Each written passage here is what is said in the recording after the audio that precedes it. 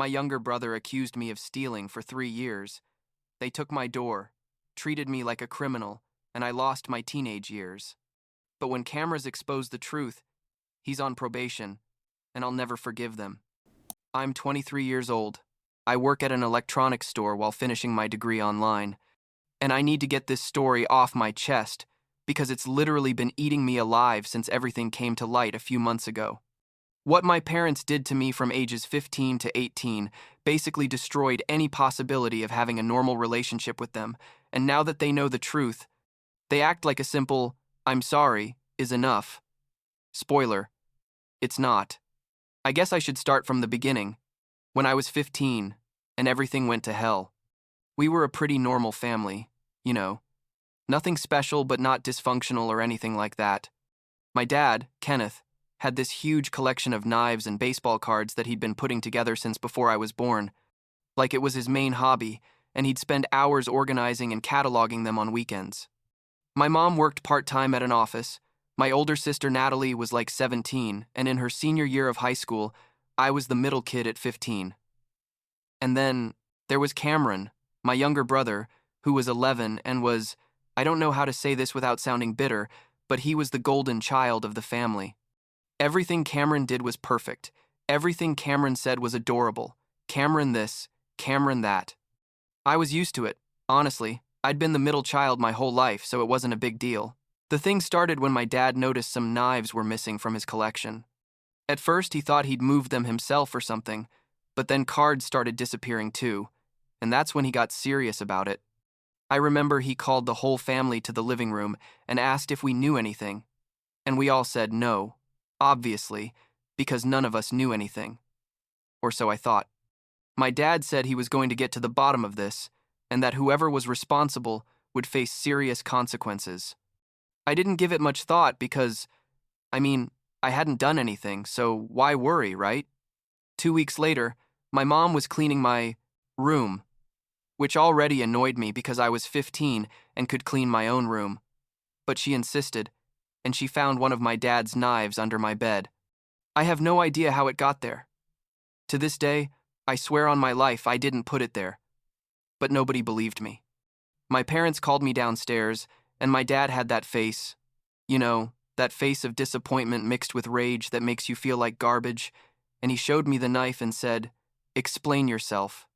I was in total shock, like I literally couldn't process what was happening, and I just kept saying I didn't know how it got there, that I hadn't taken it, that someone else must have put it in my room. My mom looked at me and said, "Don't play us for fools. It was under your bed, in your room. Who else could have put it there?" I tried to defend myself, but the more I talked, the guiltier I looked according to them. My dad searched the rest of my room and found 2 baseball cards hidden in my underwear drawer. I'd never seen them in my life. By that point, I was already crying and shouting that someone was framing me. But my parents just kept saying I needed to take responsibility for my actions, that they were very disappointed. How could I steal from my own family? Cameron was standing there in the living room doorway watching it all, with this expression that at the time I interpreted as shock, but now, looking back, was probably satisfaction. The punishment was brutal. They took away my phone, my computer, my console, basically everything I cared about. They put me on this super strict restriction where I could only leave my room to go to school, eat, and do household chores, which suddenly tripled because now I had to wash all the dishes, take out the trash, clean the bathrooms, mow the lawn, and an endless list of things as compensation for what I'd stolen. I couldn't see my friends, couldn't participate in extracurricular activities, nothing. I was basically under house arrest. The worst part was that my parents told the whole family. My aunt, my uncles, my grandparents, everyone found out I was a thief.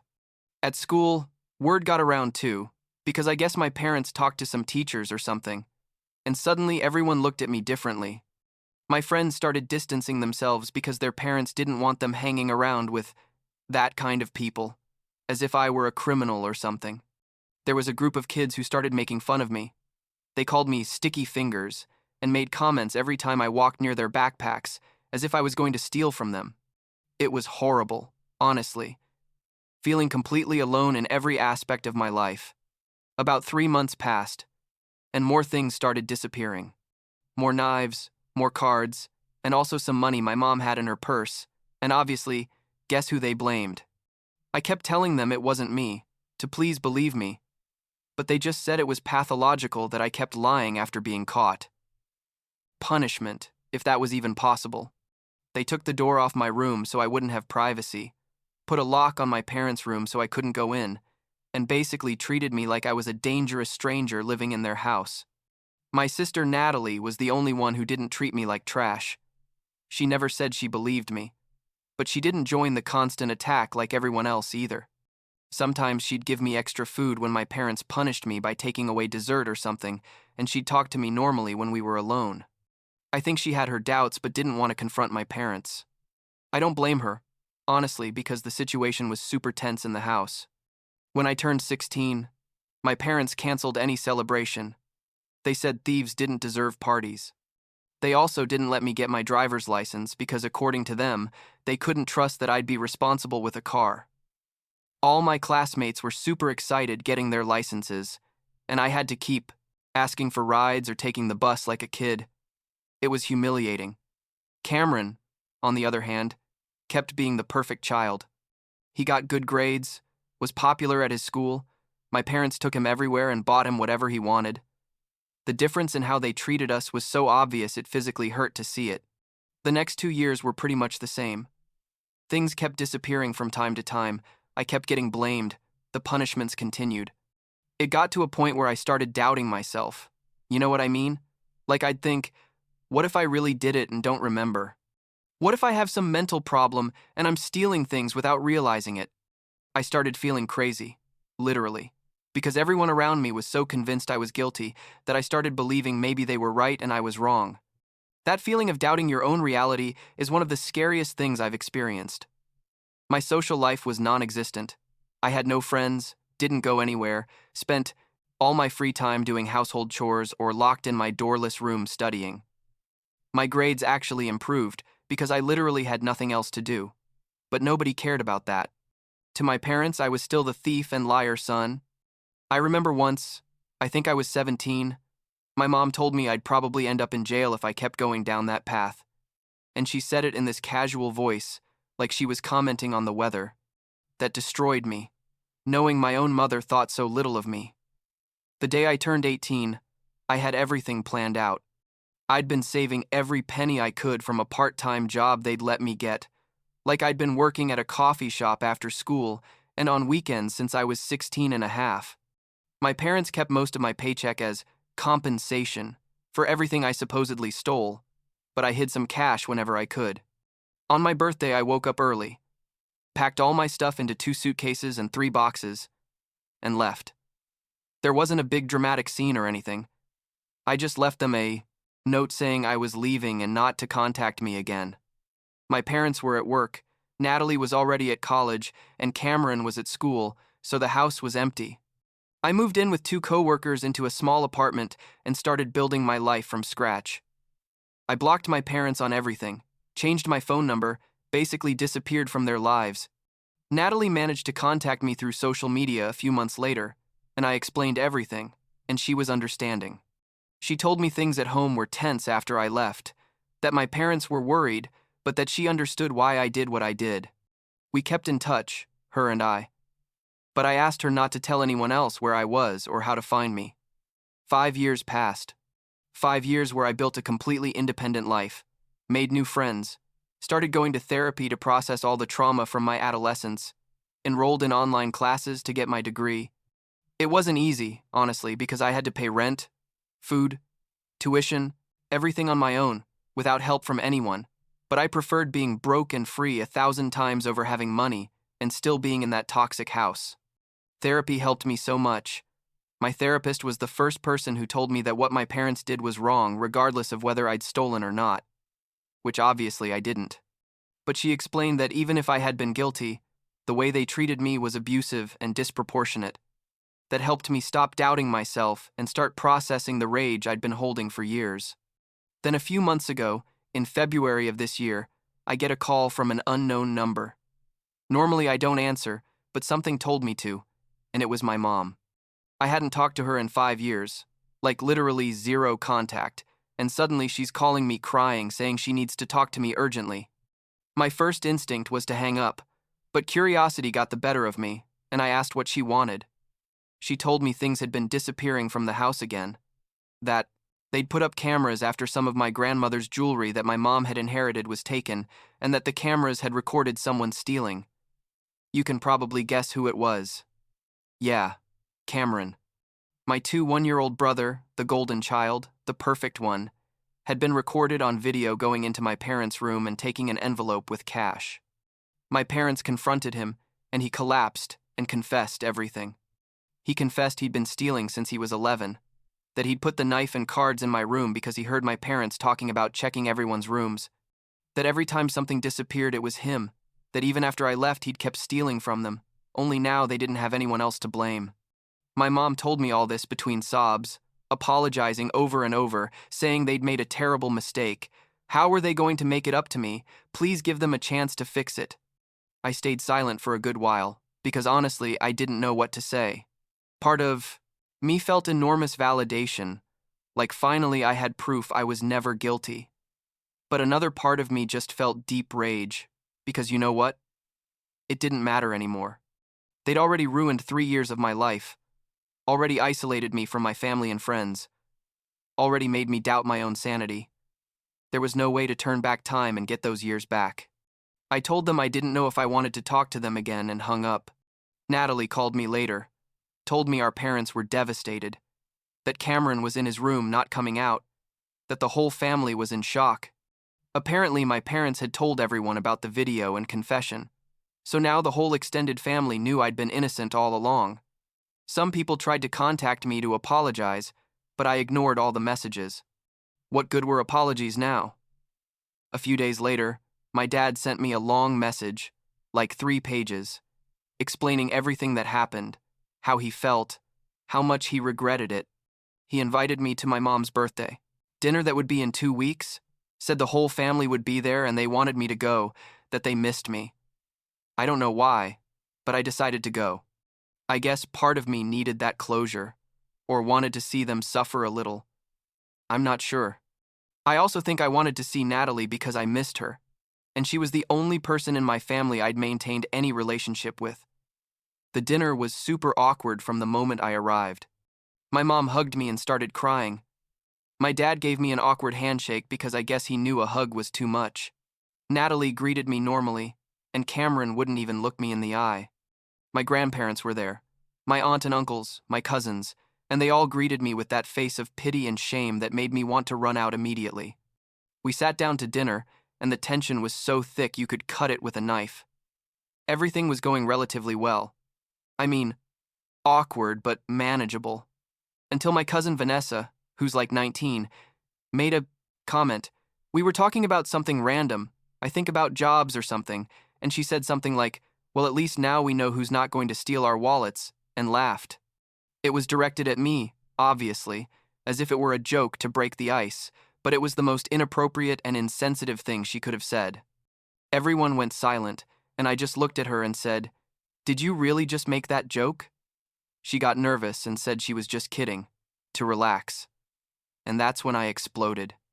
I told her she had no right to make jokes about the 3 years of hell I lived through because of her family, that if she thought it was funny, then she clearly didn't understand anything, and that I didn't give a damn about her attempt to make the situation less awkward because the situation should be awkward. My Uncle Raymond, who's Vanessa's dad, jumped to her defense, saying not to talk to his daughter like that she was just trying to help. I told him, if that's how they helped in this family, then it made sense that everything was a mess, and the same applied to everyone at that table. I looked at my parents and asked them directly how they could do what they did to me.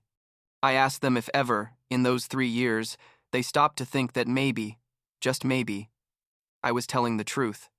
I asked them how they could cancel my birthday, take away my door, treat me like a criminal in my own home, tell the whole family I was a thief, without a single doubt. My mom was crying. My dad tried to speak, but I interrupted him and told him I didn't want to hear his excuses. I told them they'd stolen my adolescence, my relationship with my family, my ability to trust people, and that no apology was going to change that. Cameron finally spoke, and said he was sorry, that he didn't know things were going to go that far, that he was just a kid and didn't understand the consequences. I told him he was 11 when he started, not 5, that he knew perfectly well what he was doing when he put those things in my room, and that the fact he let everything continue for years without saying anything wasn't a kid thing, it was a coward thing. Natalie tried to calm me down, but I was already beyond the point of calming down. I got up from the table, told my parents their dinner invitation didn't fix anything, that the fact they needed video evidence to believe me said everything I needed to know about their trust in me, and that I didn't want to hear from them again. My dad followed me to my car, tried to talk to me, asked what he could do to fix things. I told him there was nothing to do, that there was no way to turn back time and give me back those years. He asked if I could ever forgive them, and I honestly told him I didn't know, that maybe with a lot of time and therapy, but it definitely wasn't something that was going to happen soon. I left and haven't talked to them since. Well, except for a message exchange about a month ago. Turns out, Cameron stole my grandparents' truck, crashed it, and was arrested because he was drunk. My grandparents kicked him out of their house because apparently he'd been living with them after my parents confronted him with the video, and they didn't want him there anymore. My parents had to cancel Cameron's college fund to pay for the truck damages and lawyer fees. Natalie told me all this, and honestly, I felt nothing. Not satisfaction or pity. Just nothing. My parents sent me a message after that, offering to pay my student loans and buy me a car as a form of compensation. I replied that I didn't want their money, that they couldn't buy my forgiveness, and that the fact they thought they could fix years of emotional abuse with money showed they still didn't understand anything. My mom responded saying they just wanted to help. Please give them a chance. I didn't respond. About 2 weeks ago, Natalie told me Cameron is on probation, but still stealing from my parents. Apparently, he took money from the house, emergency fund, and used it for whatever.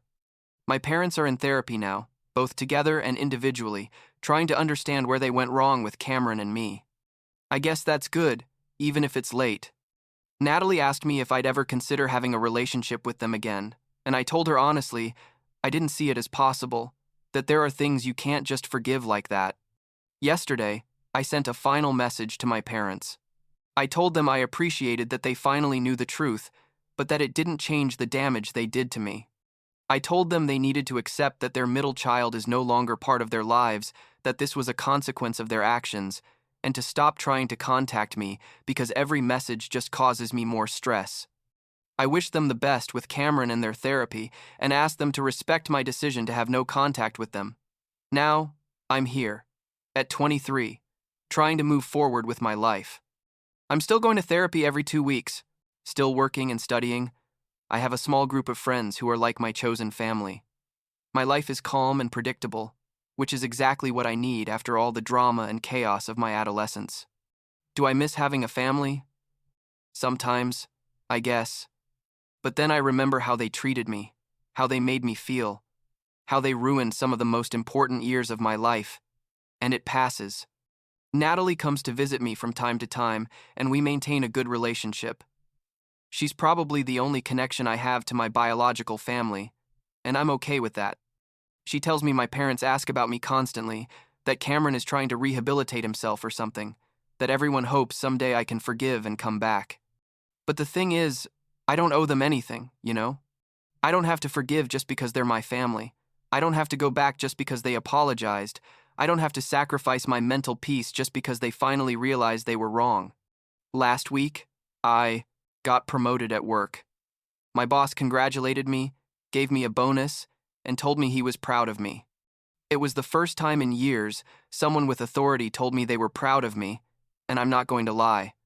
I almost cried right there in his office. That night, I went home, heated up a frozen pizza, put on a movie, and just enjoyed the tranquility of my apartment.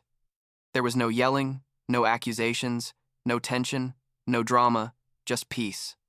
And that, after everything I went through, is more valuable than any apology or compensation my parents could offer.